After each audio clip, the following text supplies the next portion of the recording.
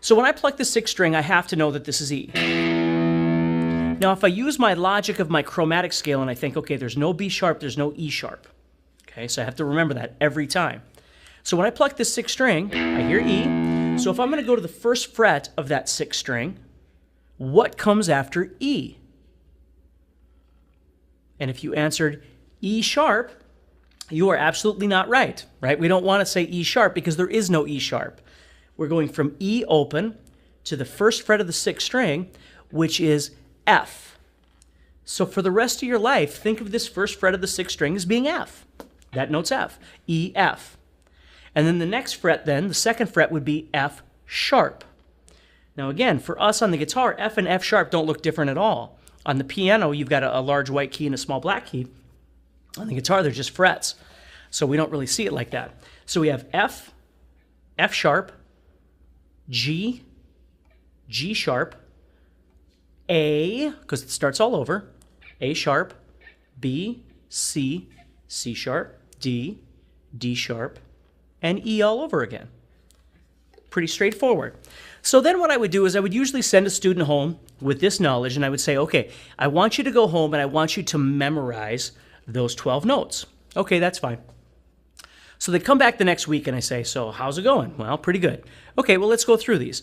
I want you to play me C. And they would go, and they would count up till they get to C. And I go, okay, so let's try B. All right, so they count up to B. D, so they count up to D, okay?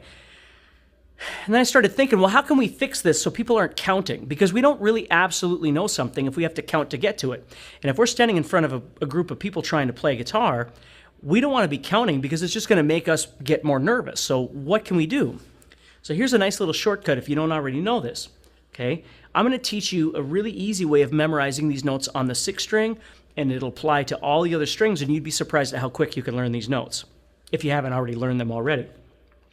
So with the 6th string, we know it starts with E. The 1st fret is F, and we got that, okay? Let's take a look at your guitar for a second. And if your guitar is like most people's, you have dots on the top or some sort of symbol on the top, and those are always on the odd numbers. So for instance, my guitar has a dot at the 3rd, at the 5th, the 7th, the 9th, and then at the 12th, which is not odd, of course, but at the 12th fret, it has 2 dots, telling me that that's the octave. So I have one on 3, 5, 7, 9. Now, I have guitars that have one on 1 as well, so they have 1, 3, 5, 7, 9. Every guitar is different, you know. I've seen guitars that don't have any markings at all. They're just empty. So if you do have those markings, that's going to help you a little bit here. Okay, what we want to do is we want to focus on those dots because they are the odd numbers. 1, 3, 5, 7, and 9. 1, 3, 5, 7, 9. Now, before we even get started on the notes, I want you to understand how important it is that you know those numbers. And it seems trivial, but a lot of times I'll go, okay, go to the 8th fret, and people will panic.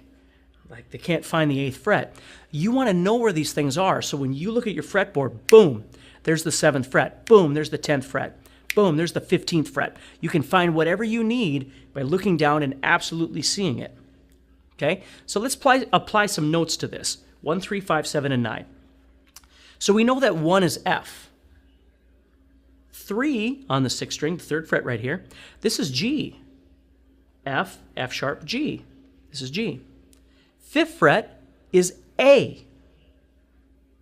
7th fret is B. Now let's just pause for a second. F, G, A, B. 1, 3, 5, 7. It takes us about 5 minutes literally to memorize that. F, G, A, B. 1, 3, 5, 7. Now what you need to do is you need to practice 2 things. And just remember this as we keep going through this. The first thing is, for instance, if you had someone that could quiz you on this sort of thing, you would have them ask you, all right, so what is at the 3rd fret? And you think, well, it's G. Okay, what's at the 7th fret? Well, it's B. What's at the 1st fret? Oh, it's F. What's at the 5th fret? Oh, it's A. And they can ask you, like with my students, I do it relatively quick, so I'll just say a number and then they'll say the name of it. So for instance, for you, I'm going to say a number and I want you to say the name of the note that I'm talking about. 1, F, right? Okay. 5, A, right? 7, 3, 1, 5, 3, 5, 1, 7, 3, 1, 5, 7. You see what I mean? I can keep going faster and faster, and somewhere in there, you've got it down perfectly, or somewhere in there, you start slipping because you're not exactly sure. So that's what you want to work on. Now let's keep going. So we have 1, 3, 5, 7, F, G, A, B. We know E is open. Got to obviously know that for tuning and all sorts of different things. So F, G, A, B. Okay? Now, what comes after B in the musical alphabet? And the answer is C, right? Because there is no B sharp, B and E. Remember the word B. So I'm on the 7th fret right now. So when I move up to the 8th fret of the 6th string, that note right there is C. Well, it's not on a dot, right? C sharp is actually on the 9th fret on the dot there. And D is on the other side on the 10th fret. So C and D are not on dots. The dots aren't there for the notes on the 6th string. The dots are just there, right? So what we have to think is C and D surround this dot. C and D surround that last single dot. So you have F, G, A, B, C, and D. F, G, A, B, C, and D. 1, 3, 5, 7, 8, and 10. F, G, A, B, C, and D. I had a student a long time ago that referred to this as rabbit ears because I kept doing this with my fingers. So she said, they look like rabbit ears. So ever since then, I've thought about that, right? These are the rabbit ears, C and D, surrounding the 9th fret. Why not use the fretboard? Why not use the dots to memorize things? Make things nice and easy for yourself. F, G, A, B, C, and D. So again, now you have somebody quizzing you with numbers. What's at 3? What's at 8? What's at 5? What's at 10? What's at 1? Now you'll notice at this point, I'm always using F, G, A, B, C, and D, or 1, 3, 5, 7, 8, and 10. I'm not worried about 2. I'm not worried about 4. Let's not worry about those just yet. Okay? So the first thing is we have numbers. What's at 7? What's at 1? What's at 5? And so on. The next thing that you do, or you have somebody quiz you with, is saying, where is? Okay, where is B? 7, right? Where is G? 3. Where is D? 10, right? Where is F? 1. Where is A? 5. Where is B? 7. Where is G? 3, and so on.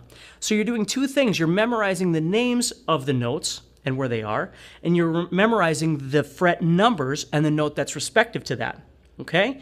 So that's what I want you to really think about. You'd start with that and you'd memorize that absolutely, okay? Don't kind of know it. Really, really know it. Hey, thank you so much for watching this video. Listen, if you're ready to take your guitar playing to the next level, then I'd like to invite you to go to guitarzoom.com and sign up for a VIP membership, which gives you first access to my premium lessons each month, which are customized for your specific goals and skill level. Now, it's an awesome community of guitar players that love to play, have fun, and support each other's goals, and we'd love to have you join us. So go to guitarzoom.com and sign up for VIP today.